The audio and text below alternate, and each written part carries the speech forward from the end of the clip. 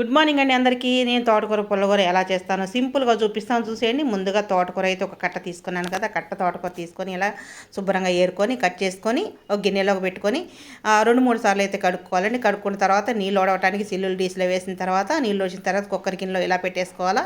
తర్వాత సరిపడా మిరపకాయలు చూసారు కదా, నీ మిరపకాయలు అయితే సన్నగా కట్ చేసి వేసుకోవాలి. తర్వాత కొంచెం పసుపు వేసుకోవాలి. తర్వాత కొంచెం కారము, తర్వాత ఒక ఉల్లిపాయ కట్ చేసి వేసుకోవాలి. తర్వాత సరిపడా నీళ్ళు అయితే పోసుకోవాలండి.